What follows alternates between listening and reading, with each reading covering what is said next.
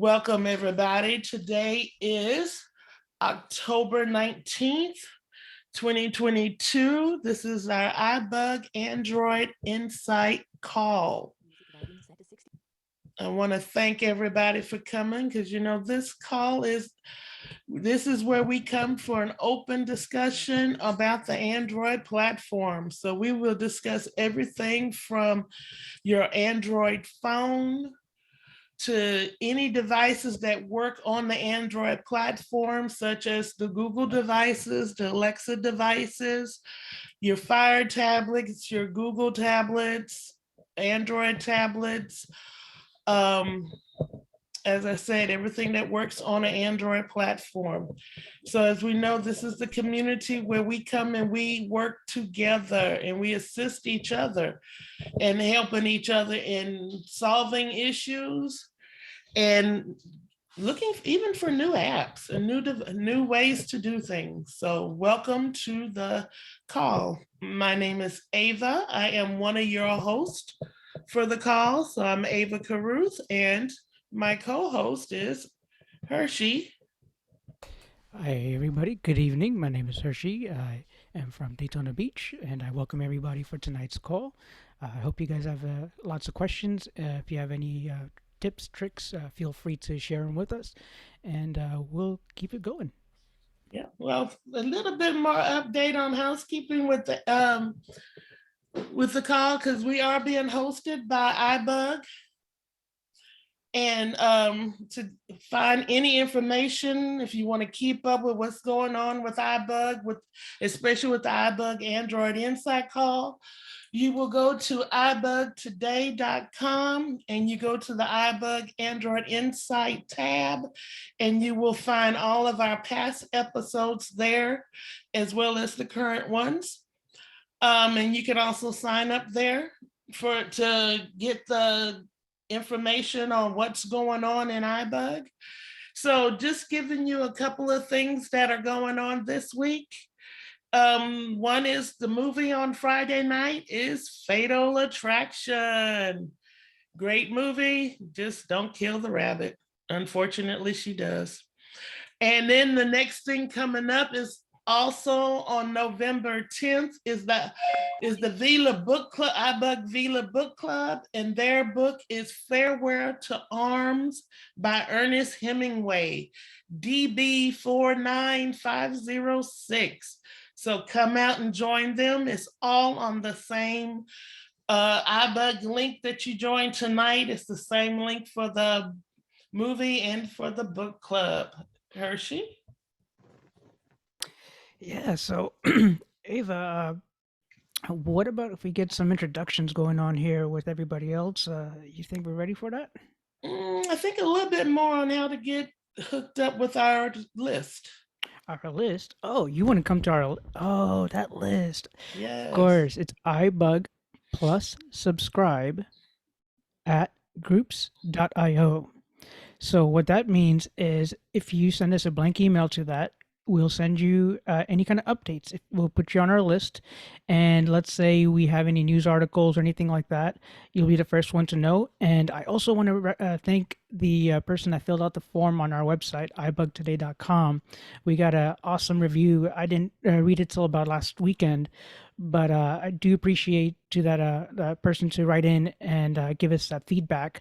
And again, if you have any questions after, in between, that's a great place to give us a question on that list, and then we'll get back to you within time frame to answer that question or see if we could do some more research on that problem. Yes. So, and welcome to everybody who's on the line. And yes, Hershey, we can do introductions now. Sorry, I'm excited. It's fall. The summer's over. I mean, I just want to meet all the. I heard all these people coming in, so I'm just a little excited. My bad. Oh, I am just with you, Hershey. When I started hearing people pop in, I was like, thank you, because I enjoy our crowd. I think we have one of the best crowds out there. Appreciate So it. yeah, so let's go ahead and do a little introduction around. Introduce yourself. If you're the first time to the call, please let us know how you heard about our call. how you heard about iBUG, and if you have what Android device you have. This is Wesley from Pennsylvania.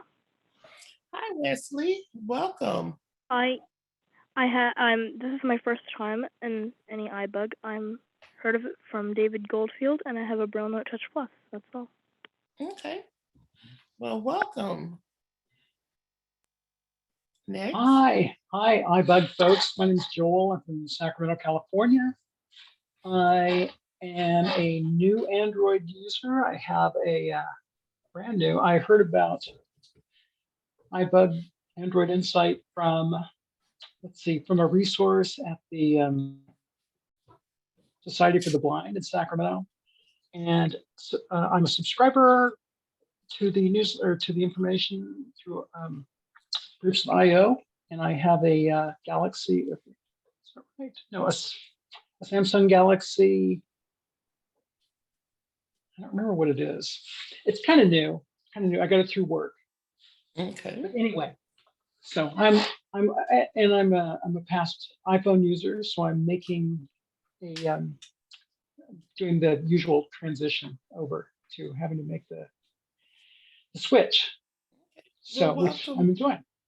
Thank welcome, you. Joel. We're glad to have you. Next. Hello. Yes. Hi. Oh, okay. You can hear me. Hi, I'm Quentin, Houston, Texas. I've been a long time Android user. I have a Z Fold 3. Wow, I'm coming from the sighted side of things, so trying to learn how to use my phone, low vision. I've heard of iBug from various resources, but Hershey asked me to come in, so Thank you so much, Quinn. Nice Yeah. to meet everyone. Of course, and like I said, we welcome you. And when you said Houston and you said things about Texas, I mean, I'm from Florida myself, so we had someone earlier from Pennsylvania area. So it's just a great community, just of various places, countries, even. And so we appreciate you being here. Thanks, man. Okay. Next. Melanie Petty from Oklahoma City. I learned about this group from my late husband, Don Petty, and I'm using a Samsung phone, sighted right now, but my vision is becoming worse, so I'm eager to learn about any features I might need. Thank you so much for that. We appreciate you joining us, and we hope we could get you some more information for by the end of tonight. Good.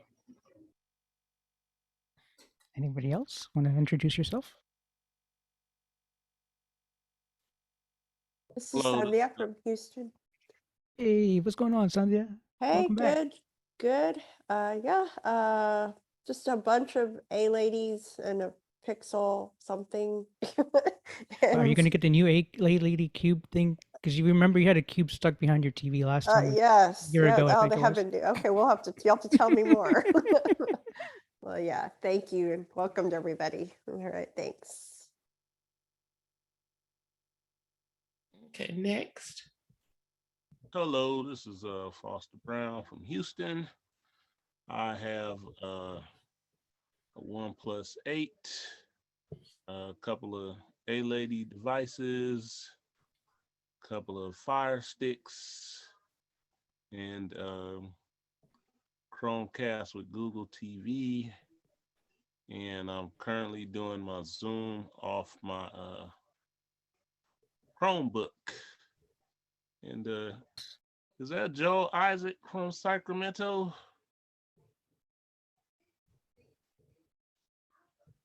Look at this. We got a little community going here. Huh? We got friends here, Foster. Yeah, from California. There we go. Well, nice. No, my last name is Samant. Oh, okay. Okay. All right. Anybody else would like to introduce themselves? I'll go. It's Mandy from Welcome, Mandy. Cincinnati, Ohio. Thank you. Welcome to Well, the show, you Mandy. know, I thanks.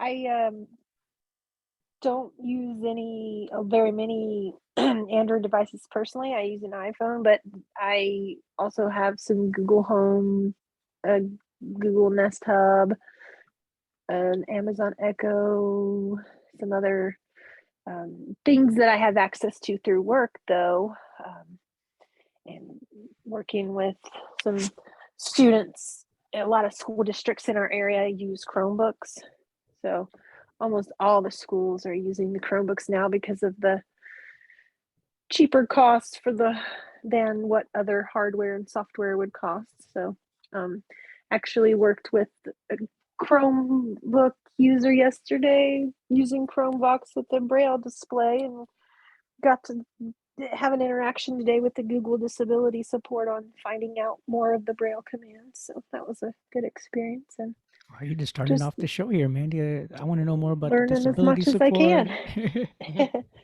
Yeah. Well, lovely having you. Thank you so much. Thank you. Anybody else would like to introduce themselves?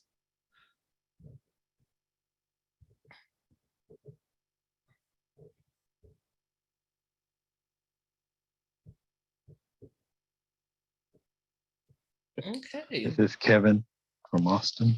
Hey, Kevin. Hello. What's going on, Kevin? I have a Pixel 6 Pro, Galaxy S22, all of the Pixel Buds, and Pixel Watch, and a Galaxy Watch, and a Pixel Book Go. Okay. Most things covered. All right. Is there anybody else that would like to introduce themselves? This is Richard from New York. Welcome, Richard. I've been on a couple of these meetings, so I have the Android phone, and sounds like we got a lot of new people. So everybody that's new, you couldn't have picked a better meeting to come to, because, well, we have fun and we got the answers for you. Thank you, Richard. Thank you. All right. Anybody else?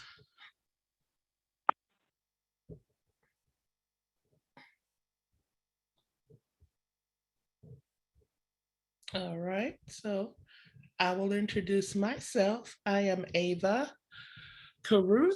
I am in Houston. I have a Samsung Note. I have Lady A devices, Google Home devices. I have 2 Fire TVs, and I also have my Samsung TV. And Hershey. All right. Good evening. I am Hershey from Daytona Beach, and I have a S22 Ultra as my current phone. I have a retired Note 9, a Pixel 4 XL, which is also, I guess, retired now, and Nest audio speakers, Nest hubs. That's about it. A Amazon Fire Stick 4K. That's about it. And the Amazon ecosystem. But I heard there's some really cool Amazon stuff supposed to happen, right? Amazon Ava, right? Yes. So I think, well, we're going to start off this call today with just a little example, an app, more so using your Alexa device. So I'm an avid reader, and as I had a request last month to do this demonstration, I love reading, whether I'm using Bard, my Kindle, or Audible. Are the 3 platforms I usually read books from. Right now, I mainly read from my Kindle, but I enjoy using my Lady A device to read my books.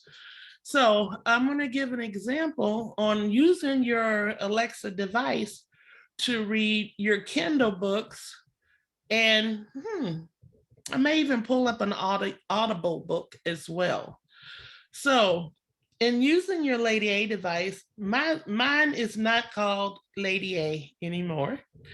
Mine is called, so when I use the wake word, Ziggy, read a list of my Kindle books.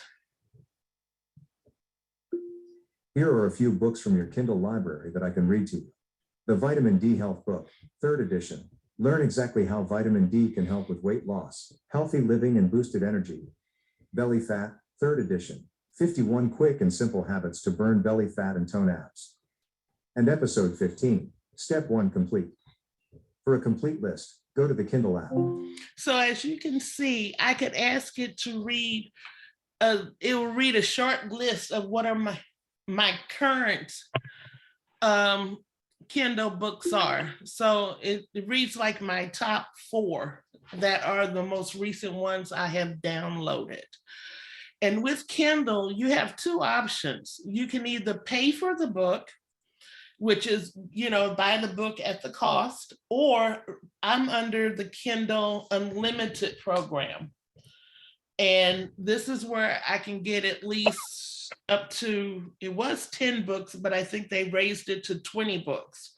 So I can download up to 20 books for free, read them. When I'm done, I just have to delete them so that I can continue downloading free books.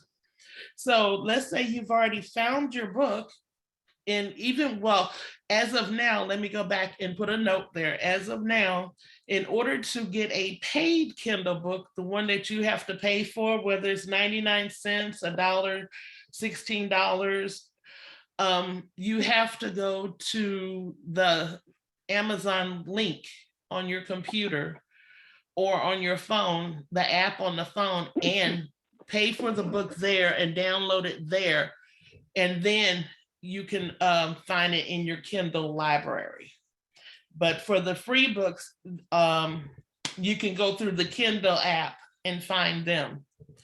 But if you find a book in your Kindle app that requires a payment, it will ask you to put it in a list. So rather than pay for it, you have to set up like one of the favorite lists for books and put it there, and then go to the Amazon app or Amazon link on your computer and pay for it. So now, if you want to read a Kindle book, all you do is say, Ziggy, read my Kindle book. Okay, well, let's try this again. Ziggy, read my Kindle book, Office 365 for Dummies. Resuming Office 365. Ziggy, read my Kindle book. Resuming your most recent book, Office 365 All-in-One for Dummies. Read with Kindle Assistive Reader. Introduction. This book is for users of Microsoft Office 365 who want to get to the heart of Office without wasting time. Don't look in this book to find out how the different applications in the Office suite work. Ziggy, Look in this. Fast forward 30 seconds. Book 1, Common Office Tasks, looks into the many commands and features that are common to all or several of the Office programs. Fast forward 20 minutes. Go to any tab and you find buttons of all shapes and sizes. What matters isn't a button's shape or size, but whether a down pointing arrow appears on its face.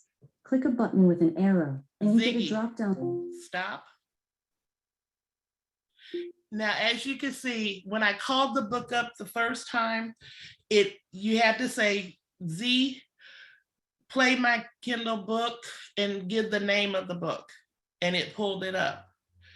And then we had that little glitch there where it popped it back out. But then once you started a book, all you do is say, Lady A, play my Kindle book, and it will pull up the last book that was played.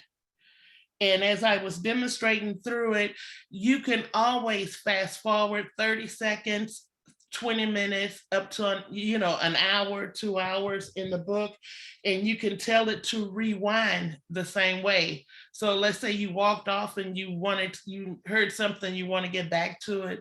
You could just say, Lady A, rewind my Kindle book 30 seconds or 10 minutes, and it will rewind that amount of time. Okay, and the same thing goes with the Audible books. If you're an Audible reader as well, Ziggy, play my Audible book. Getting your selection from Audible. Resuming Ambush. Read by Danny Masher Giorgio, produced by Ziggy. Cheryl Smith. Rewind 1 hour. Into her purse and wrapped her fingers around the grip of her 9mm pistol. Ziggy, She fast forward 30 seconds. I looked over my shoulder quickly to make sure my grandfather and Father Alonzo were still in the Ziggy. car. Rewind 30 seconds. Nothing appeared to be out of the ordinary as I cut across the grass and looked straight ahead. Ziggy. Still, Stop. And it's the same thing with Audible. If you know that was the last book I read, so it pulled up the last book that I had read. However, if you know any book titles you have in your Audible list, all you have to do is say, Lady A, play my Audible book and give the title, and it will play that book. But back to Kindle, it will also play the magazines that you download. Like I have the Food and Wine magazine. So Ziggy, play my Kindle book, Food and Wine magazine. Here is what I found. Wine Folly, The Essential Guide to Wine by Madeline Paquette, but it's not available to borrow. Do you want to hear the next book? And it will do that. Stop. It will, if it does not recognize what it said, what you say, it will look for what's close to it and let you know the book name and whether you can download it or not. If it's something you can download, it will ask you if you want to download it. So that is my example of the Lady A with reading books. Any questions from anybody? Comments? That was Yes, fantastic. Ava. Yes, Foster. Also, another thing you didn't demonstrate is you can also change the verbosity. You can speed up the voice or slow down the voice also. Yes, yes, you can. Ava, what would be the verbalization to do that? Ziggy, play my Kindle book. Resuming your most recent book, Office 365 All-in-One for Dummies. Read with Kindle Assistive Reader. Many groups have a Ziggy. group button that Increase voice speed. Reading at 1 1/4 speed. figure 1-5. Each tab is organized into groups. Ziggy. Some group Slow down voice speed. or buttons. Groups tell you what the buttons and galleries above their names are Ziggy. used for. Stop. Okay. Thank you. Any other questions or comments or anything that anybody would like to know? Wesley, Yes, Wesley. can you jump to a specific section by saying the name of the section, or is it just rewind and fast forward by a duration? Actually, it is rewind and fast forward by the duration. I've tried to jump from chapters. Okay. Not in every book. So it will depend on the book that you're reading. I would say, I don't know the sections in this book and I don't have the other book I used to do this with, but if it's a textbook like this one is, where it does have sections in it, then yes.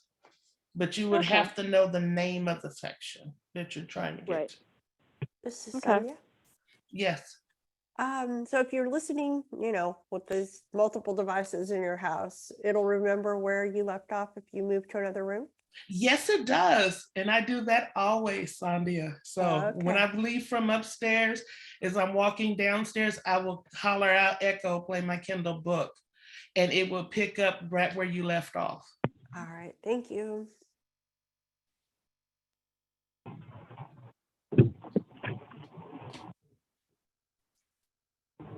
Yes, any other questions, comments?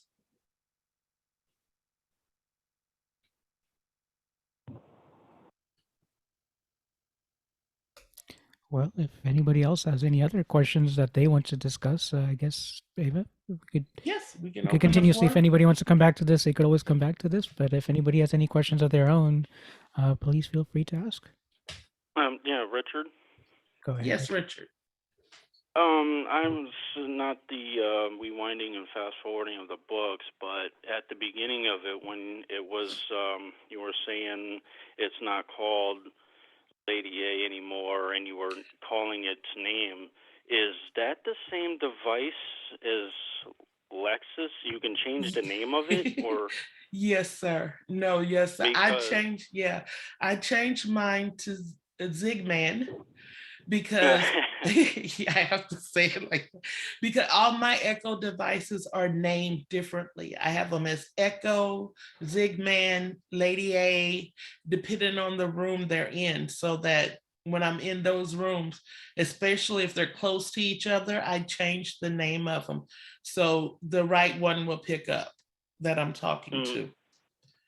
Nice, but it is actually that device that is actually Alexis, the original. Yes. Because the reason why I'm asking is because I am looking to try to start advancing myself with other than just this Android phone. I gotta kind of start getting into, I guess, how do you say, the future? So it's like, you know, and I'm like, wait, she called it a different name, but is that Lexus? So I was thinking of getting one, and I can change the name of it, and wow, and Yes. the other part of that I can wait, or I can ask that now, because I was going to ask, can that pair with the Android phones? What can that be paired with?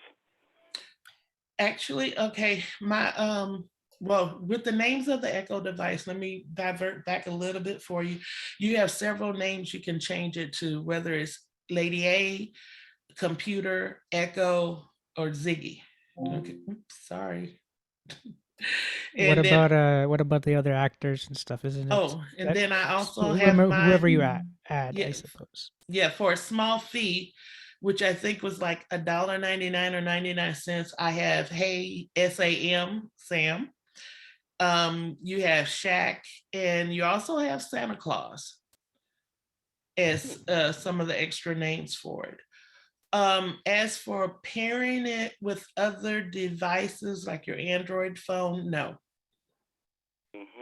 I don't pair it with my phone.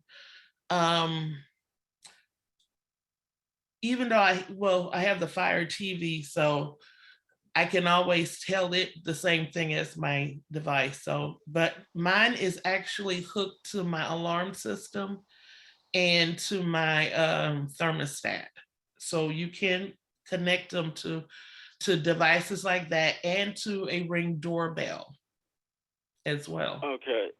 So you can pair it. You can pair it with Android. You just don't do that, but it can pair with Android phones or other devices. Yes. Well, yes, with your app, because you have the Alexa app on your Android phone, which is the way you can control it too as well. Okay, cool. Thank you. Mm-hmm.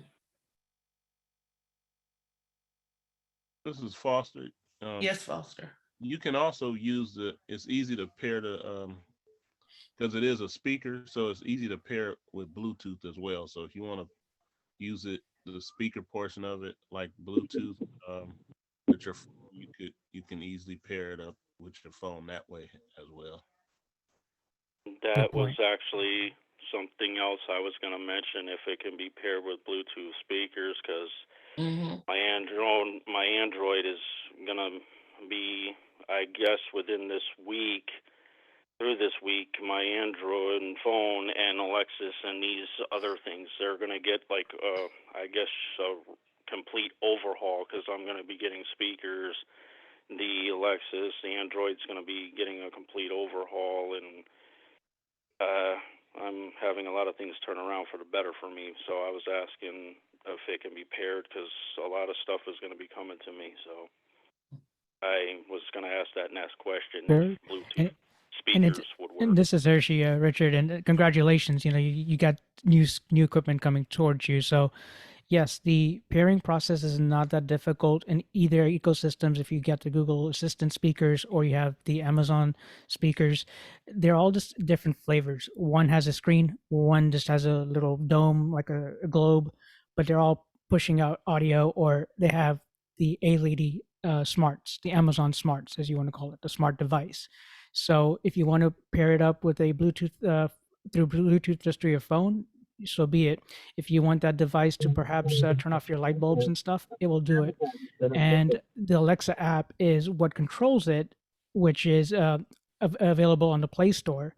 So that is where your whole Amazon account gets hooked up to.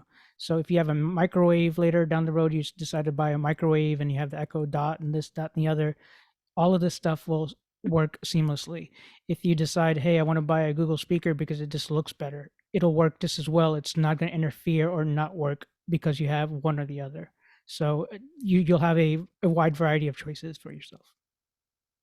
The speakers that I had looked at, and that is what I'm seeing. I don't know if the brand matters, but they're JBL's speakers.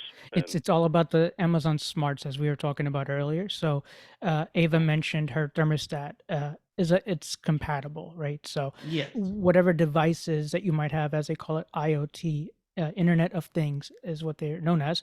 And so thermostats, smoke detectors, any little, anything these days becomes these A-Lady devices. So your phone is going to work just fine, new or old. Its connectivity is going to be there, and you shouldn't have many difficulties. And again, you have this resource to come back to. So yeah, and you want to make sure whenever you buy any speakers that they are compatible, whether it's with the Lady A devices or the Google Assist devices. Yeah, that's what I already had looked into before I did it. I was looking into that because I'm like, wow, before I even have this overhaul happen and people are going to do this for me and help me, I'm like, wait a minute, can we see if this is even going to work, if this is even going to go? Yes. And the first place I actually thought about was right here, iBUG Android phones, because it's like they got a lot of the good answers and a lot of guidance, and you're all dealing with it like I am, so you would have the best deals for it. Of course, I have a Yamaha surround sound speaker that I hook up to my TV that works with my Lady A device as well. Nice. So, okay. This is Quentin. Yes, Quentin. You can also make phone calls from your Echo. Yes. Which is connected, like she said, through the app. You can obviously connect security systems, speakers, light bulbs, switches. Like she said, anything that's Amazon, well, not necessarily just compatible. But I'll give you an example. So I have not only my Z Fold, I have my Note 8 Plus. I have my Samsung tablet. And then I have, a Samsung TV. When you connect a lot of through, I'll have to say Lady A because I'm sitting right next to it. when you're connected, okay, doesn't matter. Obviously, it doesn't matter where you are in your house. So long as she can hear you, you can divert, however you want to put it, anything you're doing on any of those devices, either through her or from her. So as long as you have either Bluetooth connection, Wi-Fi connection, or what they call a Z node connection, which is generally what security systems use. It's called Z node. It's just a special Bluetooth connection. That's all it really is. As long as you have that, generally, Alexa will work. Oh, okay, she didn't hear me. Usually she'll work. Google, I'm not 100% because I haven't had a Google Home system in a while. So the early version, yeah, not so much, but I know now it's really good from what I hear. So it Yes, probably works the same way yes, it now. does. So And And that's what I got right now on the Android is the Google. And so I was just like, I am definitely got to watch and be careful here if it's going to override something or it's just not going to work or it's going to no, scramble sir. because No, sir. I It will not am using. override, Richard. Okay. Mm, It will not yeah, because override. Yeah, no, that it is will. awesome. Yeah, no, it will not override, Richard. The thing about your Android phone is once you get the Lady A devices set up and you have the app on your phone, just like you have the Google Assist voiced, it will give you the option of using the Lady A as a controller on your phone. I don't do that per se because I like my Google Assist on my phone, but just like Quentin was saying, I have a Google Home, which is a little mini speaker like my Lady A speaker that I have upstairs, and it works just the same. My only thing is if my phone is near and I say, hey, G, do something, I get two things asking me that's wanting to know. So, but if you have Lady A devices throughout your house, you can actually speak from one, like an intercom from one room to another. Or if you have friends with Lady A devices, you can actually call them from your Lady A device to device, or call their telephone as well. yes, In other that words, is. I'm just going to have to watch what I say. Yes. In other words, once I get this in and once this happens, I just got to watch what I say or I'm going to be arguing with somebody that's not even there. Well, as long as you don't activate it to say to enable it, you're fine. Because you do have to enable it in the app. If you want to be able to speak from room to room, or even if you want to talk to someone else on their Lady A device. Right. Perfect. Okay. But there we go. And if anybody else has any other questions, we can move on to another topic. If anyone has anything, please speak up. This is Kevin. Go ahead, Yes, Kevin. Kevin. I just wanted to also, since she was talking about reading, bring attention to the Bookshare Reader app, the skill. If you have Bookshare that you can enable on Alexa with just your voice, you have to use your computer or your phone to link your account, but now you can read Bookshare materials with the Echo devices or if you have one of the Fire tablets. And they just released a updated Fire 8 with better specs. So, but Kevin, how you much do have they cost usually? The fire tablets? I believe the one without ads is 124. They're always on special.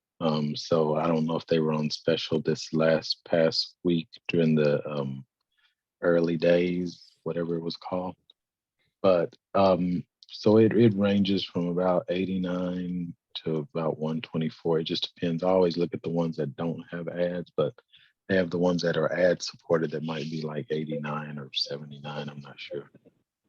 But you have all the same abilities as far as the using the A lady with just the wake word, or you can hold down the home button. But now that they've updated the RAM and put a somewhat better processor in there, you can navigate and there's no Bard skill yet, but there is a Bard app for the Fire tablets. But the Bookshare Reader app is so you have Audible, Kindle, and now you have the Bookshare that you can use on the speakers or the tablet. Great. Thank you, Awesome. Kevin. Nice to know about Bookshare. Another one for me to go download.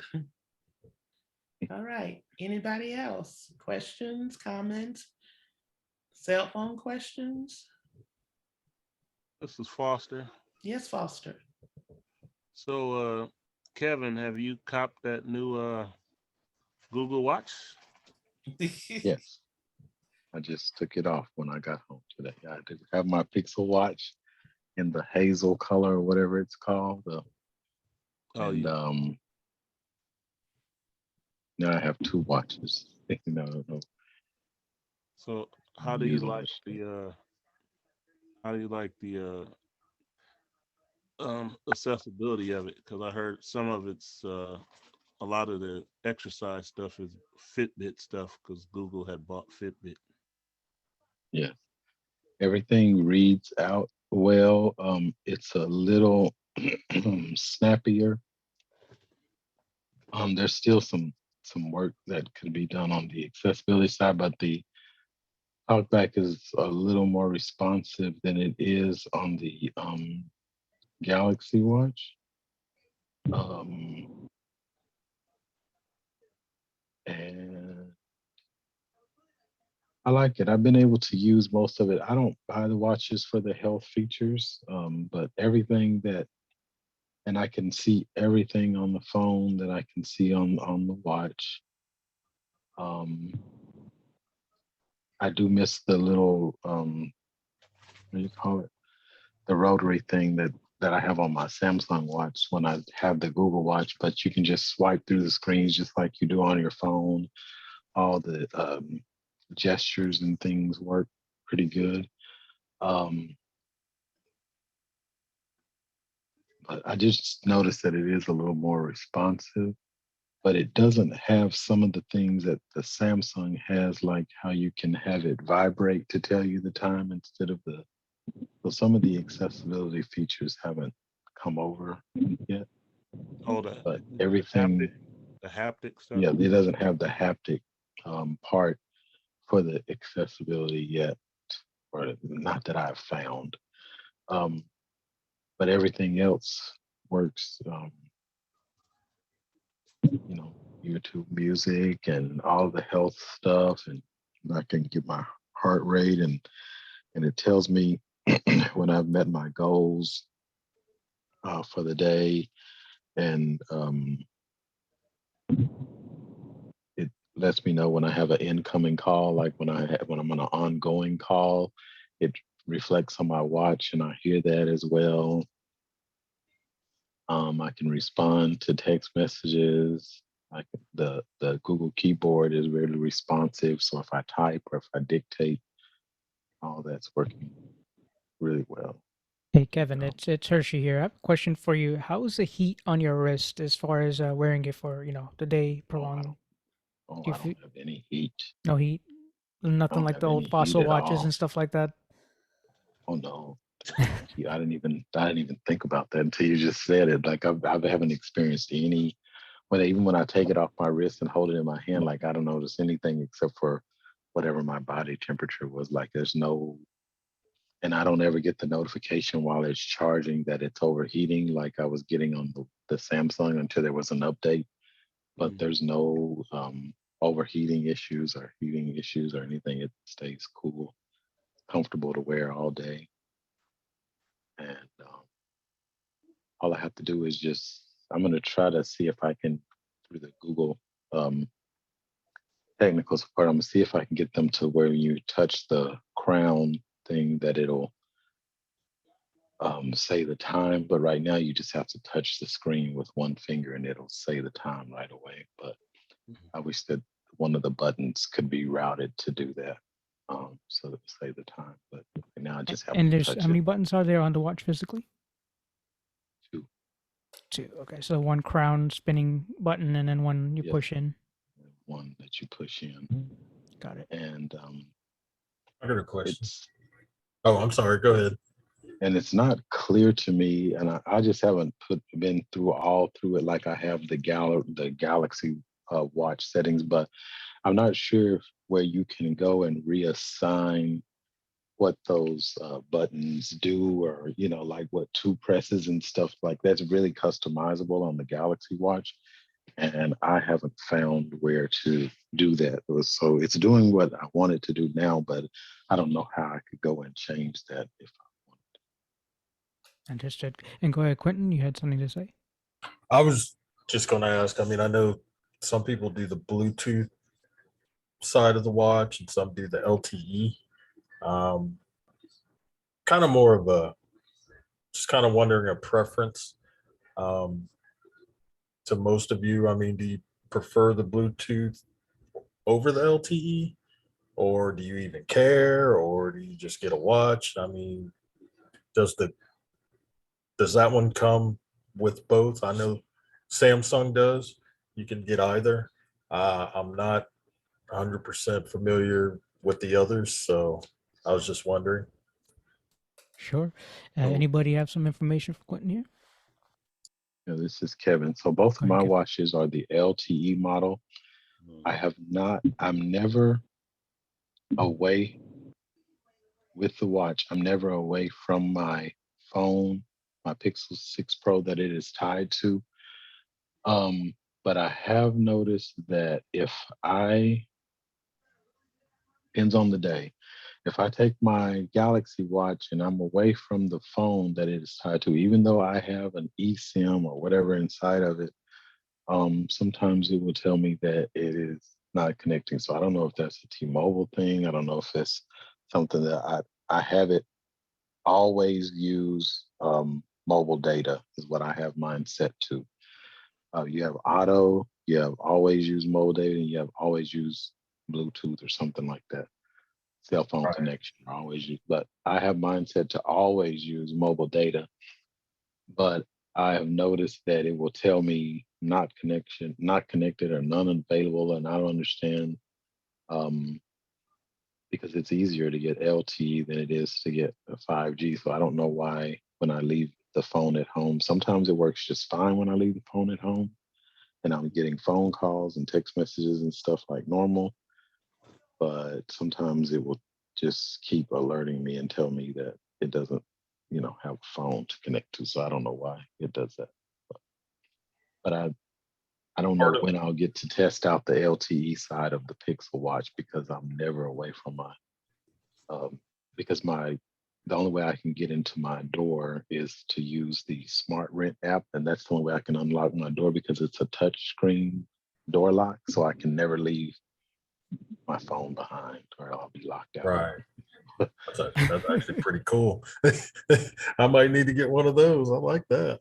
Um, no, with your Samsung, I can tell you. So, because I have the Galaxy 4 watch. Um, when so generally it's either connected through Wi-Fi or Bluetooth, or not Wi-Fi, through Bluetooth or through the mobile network is how it's connected. Okay. And I know with T-Mobile and the eSIM, because I had T-Mobile, so, actually switched from it. When you are away from your phone, it's still trying to look for your phone. So the way that you stop that, you got to turn the Bluetooth off. You turn the Bluetooth off, not for long, just turn it off, turn it back on. You're fine. You should be fine. If it still gives you issue, turn the Bluetooth off. You turn the mobile off, the mobile data off, because it has to know that it's not connected. And when you walk away from your phone, sometimes it doesn't, I guess, register. Um, but that's usually how that goes. Or you just turn it off, turn Bluetooth off your phone, and you'll be fine. A lot of times it'll do the same thing. Because I know the message, I had that too, where I would have my phone with me, and then I would leave my phone, say in the car while in the store, well, after so far it's supposed to disconnect, but it would just keep telling me, oh, it's having this issue. Um, and that's because it's steadily searching and trying to reconnect. So that's just something to kind of try out and watch out for. But the LTE I like, and I really only got it because of, other health issues. So if I don't have my phone with me, then I can still, get an emergency or call someone or whatever. But I know many do just the Bluetooth because, well, for whatever various reasons. So I was just wondering between the two if you find it better, Right. because LT obviously it's gonna eat up the battery a bit. Hey, Quentin, I got a question for you specifically to the Samsung side. Does that watch feel hot on your wrist? I mean, the Pixel seems to be really cool to the wrist, as Kevin mentioned earlier. So with the Galaxy 4 watch, does that get kind of hot to the wrist? I haven't had an issue with it. Again, like you said, like some people did in the beginning. I guess they had fixed that by the time I got mine, which I think it's been about a year. Um, Even when it's charging, as with anything, they do slightly heat up, but it doesn't get, super hot or anything. It does heat a little bit, when it has to charge itself. But I've had it sitting on the charger for probably the last 3 days because I haven't needed to wear it. And I just picked it up and it's perfectly normal.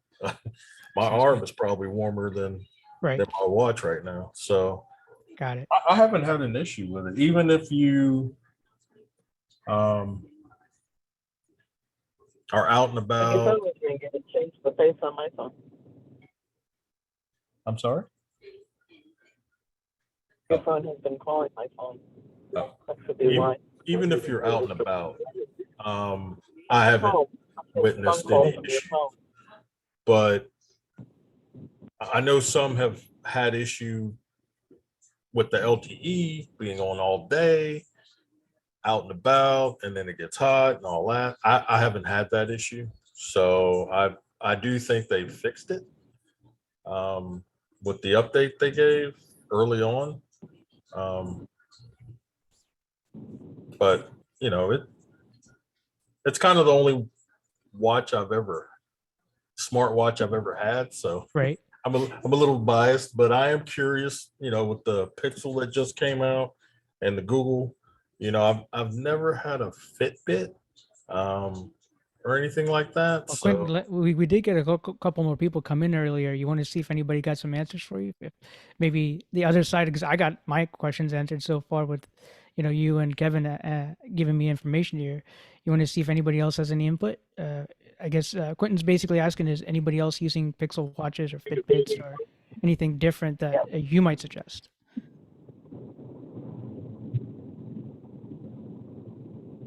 Yeah, this is tomorrow. Go ahead, Foster. Yeah, so I've used well, there's more choices if you just go for the Bluetooth. So you have more choices because the carriers don't necessarily carry the LTE versions.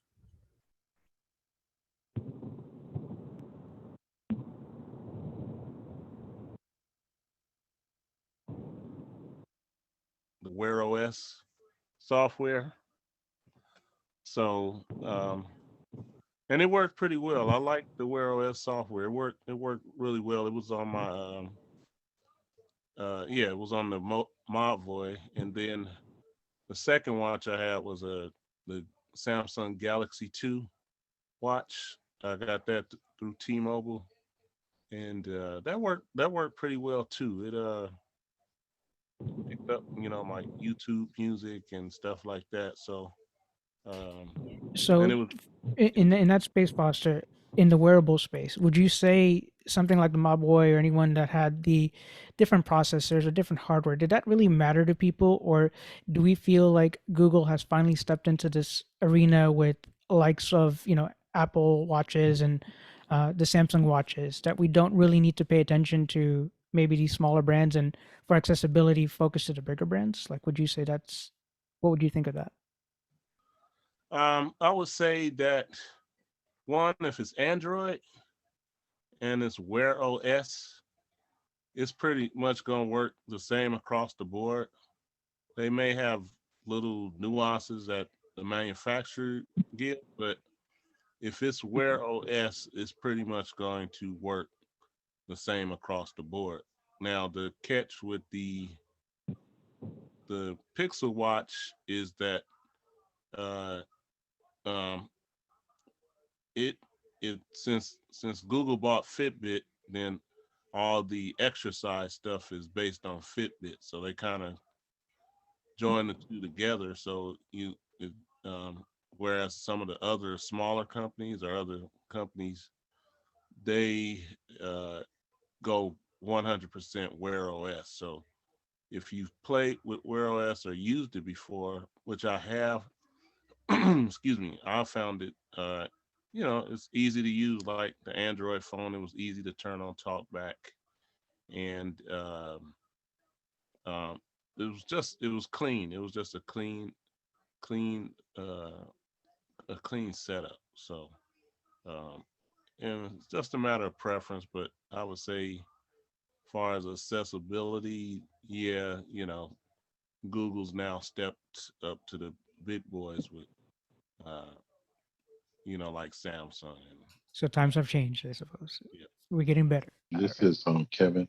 Go ahead, Kevin. That's the one thing that Foster was bringing light to that is different from Fossil and Marvel and some of the other ones in the past, is that you're prompted, especially if you use your phone and they see that you have TalkBack turned on. So with Samsung and with Google, you're able to enable accessibility. You're able to set up the watch and everything all on your own now. Whereas in the past, it was hit or miss. There were people that had some of the Fossil watches, and once they got the accessibility turned on, everything was okay. But there was a kind of a struggle. But now you can use the Wear OS app, and then there's a separate Pixel Watch app. But the Galaxy wearable app and everything, they all prompt you to turn on the accessibility, and then you can also hit the crown or the power button 3 times on the Pixel Watch to turn TalkBack on or off also. So they've really improved on the accessibility and the independence. You can just set it up completely by yourself now. Hey, Kevin, if you have an iPhone, can you have a Pixel Watch? No. No. There's no compatibility anymore between Samsung or anything running Wear OS, whereas in the past there was, but not anymore. I do think that I heard that you can use the Fossil watches. There's maybe an iOS companion, but not with Google or Samsung. Makes sense. Well, let's get some more questions in here, Kevin and Foster. Y'all always come through, and I know we have some new people here. So if anybody that is new to the meeting, we have about 30 more minutes or so. Please feel free to ask a question or say your tips, concerns, anything like that. Oh.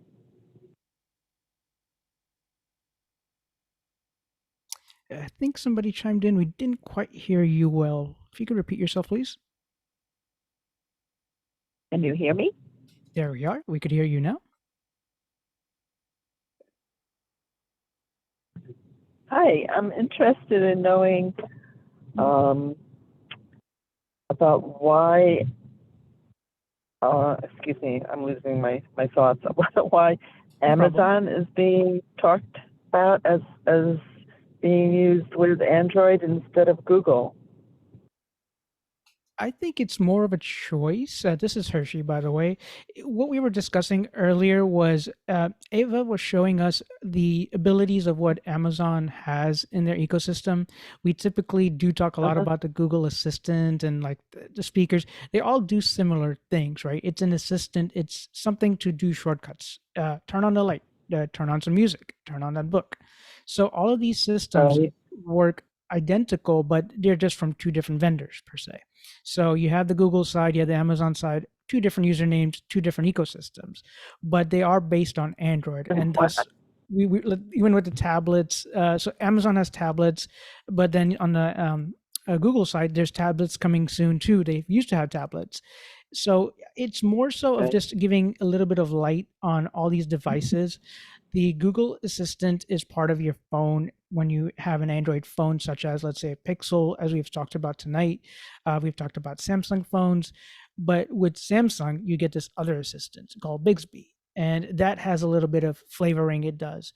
And then you have the Echo and Amazon stuff. And then you have the Google Assistant called Assistant. So these are a few different arenas within the Android ecosystem that we all kind of get to play around in. And they Okay. offer different capabilities when you need them. So if you have specifics, we'll love to answer them, and I'm sure the community could help you answer them. So all of those systems are friendly with the Android, but iPhone is not. Is that what you're saying? No, they're really friendly with the iPhones as well. But if we're talking about Right. operating systems, so an iPhone uses iOS. So the main difference is iOS is its own operating system, and then Android is its own operating system. However, in Right. Android land, you might have different version numbers, whereas on Apple, you have the newest version is going to be 16, and then so on and so forth, depending on the model. Right. So Okay. with that said, if you wanted to use a Google type device, you're able to use those devices along with either or. You don't have to be tied to one ecosystem or the other. Meaning that Okay. if you wanted to have a Google Assistant and Echo device in your house and your iPhone, all of them will talk to each other. If you want to have a tablet from the Fire side, the Amazon Fire tablet, that'll work. If you want to have a Chromebook and have Google Assistant on your Chromebook, that'll work. So they all will talk to each other. It's just how you want to use that device, right? It's all about the user at the end of the day. You might like the A lady voice better than the G lady voice better. So it's all up to your preference. I see. Right. Okay. I thought they were all homogeneous and were not Google, compatible. on the Google side, it's more informative. The Amazon is more controls, so it's best at controlling stuff. And then Siri on iOS is also best in its own ecosystem of Apple devices. So Google is one of those where it's offered on all platforms, right? You could get it on all the different devices. So therefore, it works a little bit more seamlessly. So hopefully that helped give you a little bit of clarity there. Yeah, a little bit. Obviously, a beginner here, but No thank you problem. very much for the Oh, of course. explanation. Absolutely. And if anybody else has any other questions, concerns, thoughts, please feel free to say your name and let us know. It just goes back to what I mentioned before. You just got to now be careful what you say Right. because you'll end up And- in an and who's- argument with your One second. electronic. By the way, who is this? This is Mr. Richard, I think, right? Richard, yes, sorry. Okay, sorry about it. Yeah, okay, go ahead. You had a thought? No, I was just saying what you were talking about there. It just goes back to what I said before. You got to watch what you say because you'll end up with an argument with your electronics. Potentially. Well, again, if like I just keep mentioning, if Ava, do you have any other things that little device does? Hey, can you? We have a caller on this. Maybe you might look up an author for me, Ava. Could you do that for me?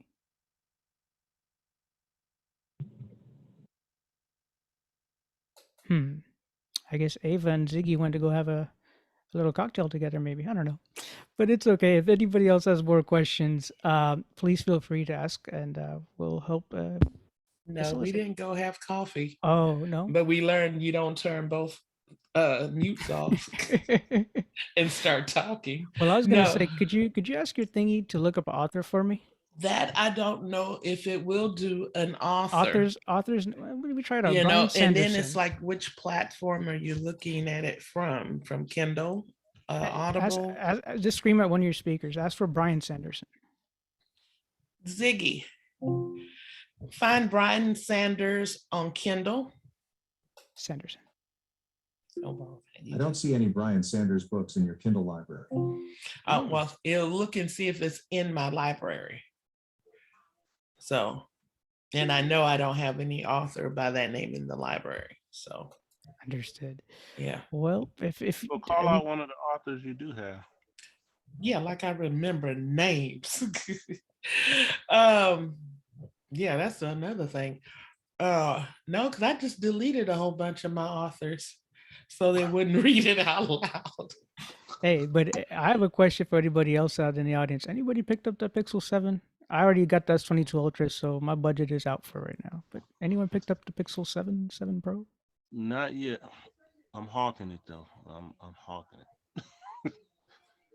Yeah, because Google has this new feature with the camera where it will, even if you have old photos on your phone, it can touch them up. Like stuff you would pay, hundreds of dollars, like to say take to Photoshop for them to do. One of the big features on the 7 is that the it can fix photos. Like wow. And I guess you could frame yourself up with the screen reader telling you how to frame yourself up too. So I heard that with the event they had the YouTuber on it, right? Yes. This is Kevin. It has the I know what it was called, something frame, guide frame or something. But anyway, it tells you, just like when you're in Lookout and you're in document mode, it tells you move left, move up. So instead of just telling you that it has one face in view and it'd be a good time to take a selfie, when you get it to where it's the right place, it'll actually take the picture for you, so you don't have to fumble with trying to find the shutter button. Hey, this is Hershey. I have a question for anybody that has Chromebooks. How do you turn on the screen reader, and how do you turn on magnification? Like, what are the? I'm remembering all these shortcuts in my head. I know Windows is narrator and magnifier, and I have a blank space for Chromebooks. So can somebody help me fill that? Control Alt Z. Control Alt Z. Okay. What does that turn on, Kevin? Chromebox. Oh, Chrome. Okay. How do I get magnification or contrast or any of that if I would like to?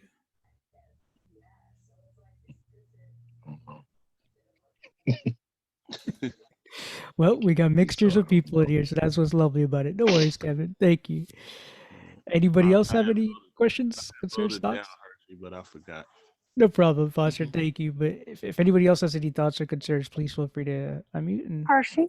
Go ahead, Mandy. Hey, it's Mandy. And you know what? I can't remember if you have to enable the shortcut in the accessibility settings before it's available. I'm not a big fan of when they do that on any kind of setting, but I believe your magnifier is going to be the control key, the alt key, and then it's the brightness up and down keys, which I think are kind of this is the same as like F6 and F7, if I'm remembering correctly.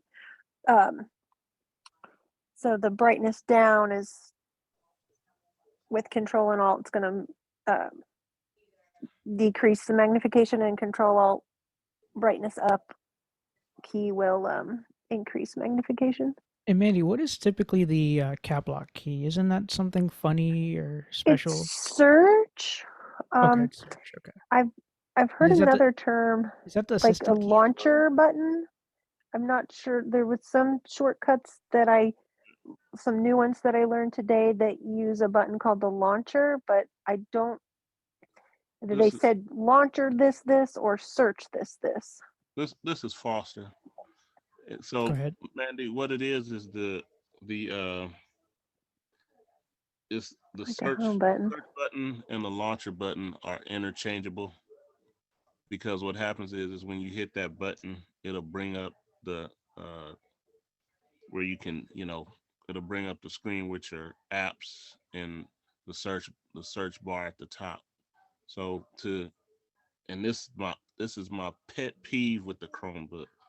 To turn the cap lock on, you have to hold the Alt key and the launcher button to turn on caps lock. Now to turn the cap lock off, you just simply hit the shift button. But turning it on is that annoying. Gymnastics.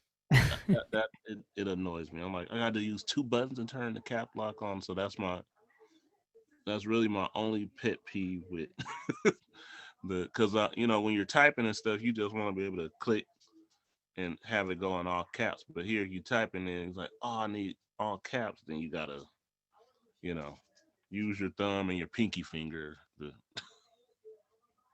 turn it on. Makes sense. Yeah. Well, I get that little bit is filled now. Thank you.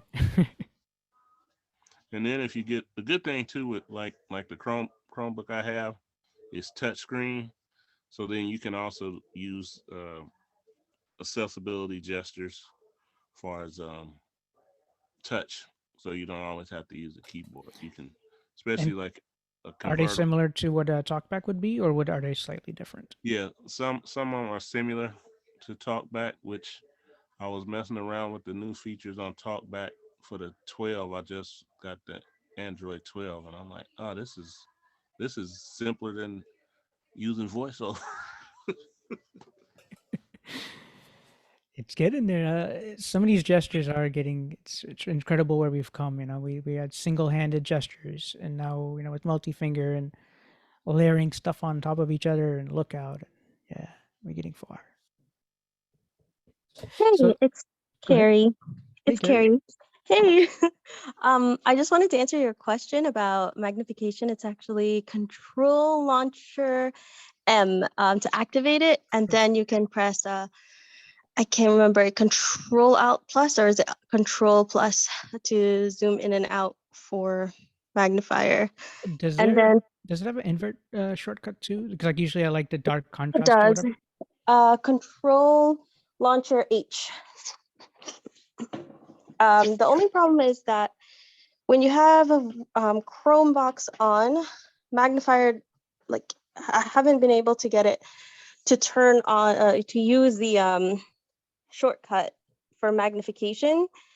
So I have to turn off Chrome box, then do the shortcut to turn on magnification, and then turn Chrome box back on, which really sucks. And the same thing with inverting the color. So I'm not sure why, but yeah. Yeah, because the first thing I usually like going, and this is Hershey by the way, is turn on at least invert colors and then magnification secondary. But we'll see, and sometimes that sounds like a lot of gymnastics. Yeah, they also recently, well, it's not super recently, but I was really happy when they finally had the system-wide dark mode. Oh, nice. Yeah, because before that, there was no way to actually do it, which yeah, it's always better for me, dark mode. So, Carrie, you might have insight on this, if I might. We hear that you could have the Play Store on Chromebooks, and so let's say app like Google Lookout. Could you give me or the audience here just a little synopsis of like you open up a Chromebook and then you want to go get Lookout? Like what happens? Could you just give us maybe a little brief, if you may? So I've never actually tried to install Lookout on the Chromebook. Any app, or the Play Store. Have you figured? Because I've never, or anybody else could answer the question. Sorry about that if I put on you. But if you knew stuff like that, have you messed with it enough? I haven't really messed with it enough. I have installed apps like through the Play Store. So Chromebox is a little bit finicky with the actual like Android side of things, and sometimes it's easier with Chromebox, and sometimes you have to actually enable TalkBack, which is really confusing when it's more of an Android app versus a Chromebook app, or well, Chromebook, on Chrome. So yeah, it's kind of not, I don't think it's the best method really, but yeah, I don't know, maybe somebody else has more insights on it. Perhaps, yeah. Anybody else have any information? Maybe This is Kevin. Go ahead, Kev. I've used stuff like Word and stuff like that, but like she's saying, most of the time, the Play Store is enabled, but most of the time a Chrome extension is going to be your best option. They have Chrome extensions for a lot of the stuff that people would want, but usually apps like Lookout and Envision AI, they don't work on tablets or computers anyway, so you wouldn't be able to install them. They don't even show up. If you did a look for them, if you did a search for them, they don't even show up. They're not compatible. They're supposed See to be that for that's phones. super helpful, right? Helpful information that it just might not show up, and you're looking around like, where to go? Thank you. But for like Word and stuff like that, it's probably just better just to use the Chrome extension. Understood. Okay, that makes perfect sense now. Like I said, I haven't messed with my own little Chromebook. I've been meaning to get one. Maybe I'll get my hands on one soon. But good information. Thank you, Kevin. And again, if anybody else has any questions, thoughts, concerns, please feel free. This is your time. Hershey, can I clarify something Sure. on the Zoom stuff that Carrie mentioned? Thank you for the shortcut. What was it? Search or Control Search M or Control Launcher M to like quickly magnify the entire screen. The one that you mentioned, like Control Plus, Control Minus, that's just going to be what I love how they've named this. They called it Make the Page Bigger, Make the Page Smaller, because it's just making like your document content bigger, but it keeps other parts of your screen the same size. I just like how they have explained it so succinctly. And then the Control Alt brightness up and Control Alt brightness down, that's for increasing the magnification level of the full screen magnifier. So everything, maybe even to the point where the information's not all visible on the screen at once when you're using like a full screen magnifier. Yeah, you're right. That's the right shortcut to magnify and increase and decrease the magnification. But to actually turn on the magnification feature, you have to press Control Launcher M. Yeah.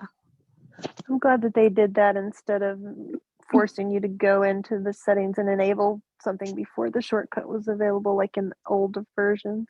Oh, I remember. Oh, it was here. Yeah. It was that nice. And I read also there's another way, Hershey, Control Alt scroll down with two fingers or scroll up with two fingers, but that's on the touchpad.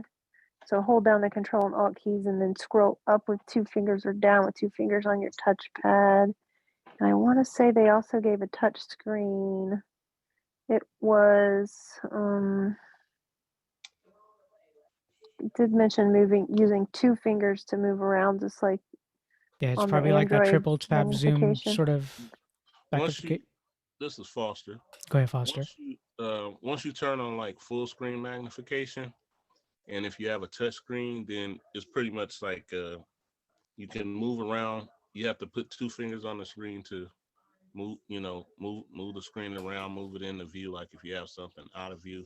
Mm-hmm. And you can simply use pinch to zoom to make it larger or smaller. Sense. But here's an interesting fact about Chromebooks. So if Carry you on. have an Android phone, you can actually unlock your Chromebook simply by unlocking your phone once you have your phone synced up to your Chromebook. It's all about that ecosystem there, Foster. Yeah. And you have a bunch of Google speakers, right, Hershey? Yes, I do. So you get that alert when it tells you that your cell phone battery is low? Not on my speakers, no. Oh yeah, I get that on my I get that on my speakers too. And my phones, they all like chirping at the same time, so hopefully I don't awake them. Well, if anybody else has more, go ahead. I heard somebody. Yeah, it's Carrie again. I think I was a little bit busy when you asked earlier if somebody had gotten the Pixel 7 or the Pixel Watch, and I did get both. And actually did an unboxing. So Carrie, may I introduce you, actually, Carrie? Oh yeah, sure. Go So right everybody, ahead. this is Carrie on accessibility. She just did an unboxing the other day. So if you really do want to see it in like the blindness perspective, our friends like Warren from Blind Android Users, Carrie, she had a channel before and her new channel right now. If you go look her up, Carrie on accessibility, and I've learned a lot from her personally. Like WeZoom was Carrie's idea, I think, because she made like a video ages ago, and it's been an app that's worked out for magnification and other things. So definitely check her out, and I'll let her talk about this Pixel because I know y'all are probably interested. Yeah, so my old channel has a lot more content. It's Live Accessible, but my new one is Carry On Accessibility. And I honestly, I was really disappointed with the Pixel Watch. I've never had a Wear OS device, so maybe I've had somebody told me that my expectations were too high, but I really just had a hard time with TalkBack. It was really laggy. And I hear that that's the experience on a lot of Android Wear devices. Also, the magnification, while it did work, there was no way to increase or decrease the magnification. So you only had one magnification level, which was really disappointing for me. If I'm not using TalkBack, I need a lot of magnification. And so not being able to increase that, it was just a kind of a hard time. One thing that I really also found annoying was the fact that all the widgets on the Pixel Watch was it just keeps saying complication before it says the That's so actual item. complicated. I'm sorry? It's like that's so complicated. Yeah. Where's the Pixel 7 though? I actually I have a Pro. I didn't get the 7. Got I it. actually really do like it. I think TalkBack is pretty responsive on it. Magnification is pretty good. The Samsung, I'm coming from an S22. It still has much higher like font size, screen zoom settings, but the Pixel is pretty good. The camera, actually, I was using both in camera and with WeZoom, which is the magnifier app that Hershey was talking about. That is a really great magnifier app. It actually, the telephoto lens really works pretty well with zoom. It's up to 30x zoom, and even when it's not the native camera application, it's actually pretty good, and I can recommend it. It's the Samsung has a 108 megapixel camera, but like the Pixel with even though it's only a 48 megapixel, it's pretty much on par. The one thing is the S22 can zoom in more, up to like 100x, but it gets really blurry. So It's scary too. It's yeah. I first time I got the phone, I was with my mom, and she's down looking at the kitchen, and she sees the stove, and it freaked her out. Like, whoa, this thing zoomed all the way over there. So that the zoom is really impressive on these yeah. Samsungs. Yeah, except it's really shaky. So it's really hard to use it at that high magnification. Correct. Yep. Well, thank you for that, Carrie, this Carrie. is Foster. Go ahead, Foster. Have you ever used the Big Font Android application? Me? Yes. Okay, yes, I did. I don't really like the big font application just because I already struggle with the display settings and like the screen zoom and text overlapping a lot of the time, and just elements not having good layout. That the last time I tried big font, it was just not that great of an experience. And nowadays, as Gary has mentioned, and everyone else, I've stated this a lot. Samsung's fonts are definitely better for low vision. So that device, I would say, is better for low vision people. Yeah. Whereas Pixel, it's great on the screen reader. It's the clean look. I mean, it's not gonna not give you great experiences, but some things are offered better than others. So. Mhm. Yeah. Well, if anyone else has any more questions, we got a few more minutes. Well, This is Kevin. Go ahead, Kevin. Yes. I was just going to say about the about the Pixel Watch.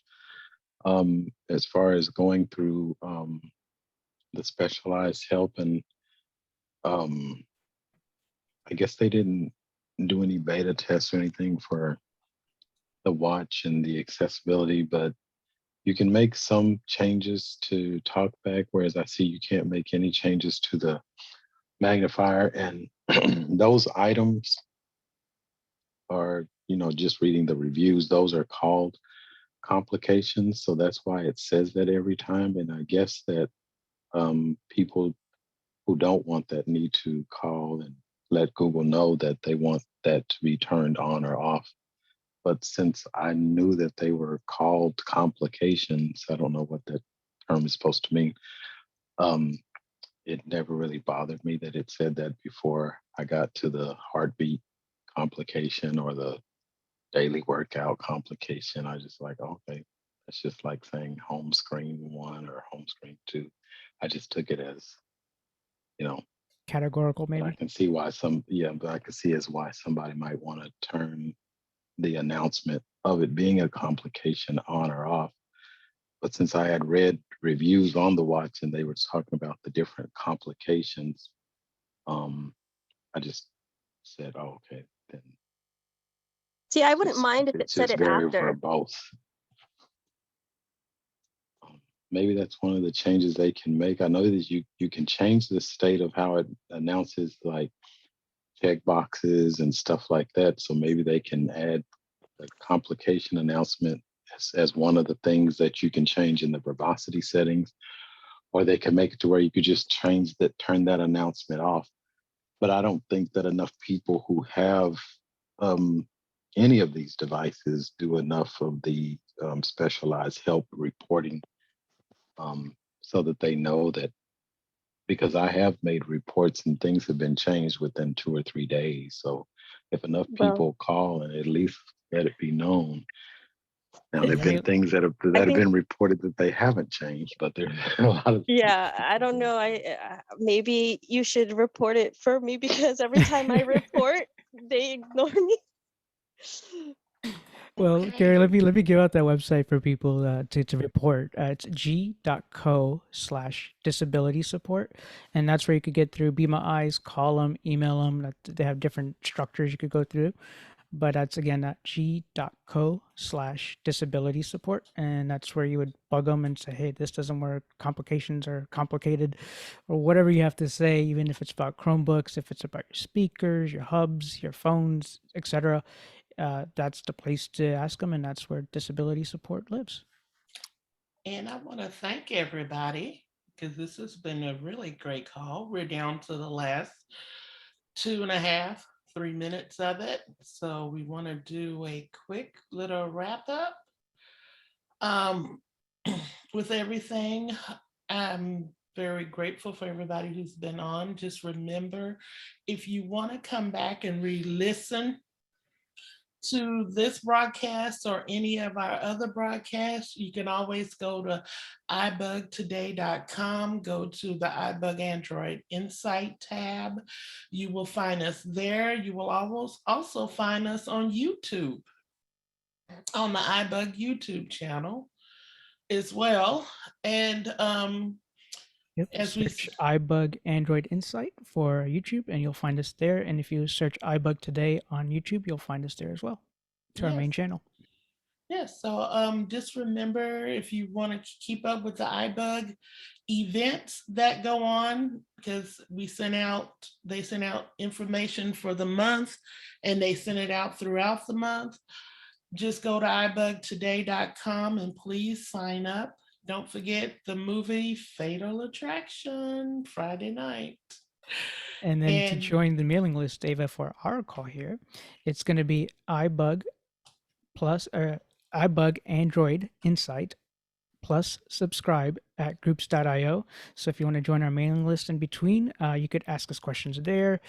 We'd love to get you any information in between. And then Ava, when's our next show? Our next show will be November 16th, 2022 at 7 p.m. our same time. Central Time and 8 o'clock Eastern. Yep. Thank y'all for coming. And I'm so glad we had a great show this evening. Thank you to everybody. Appreciate everyone.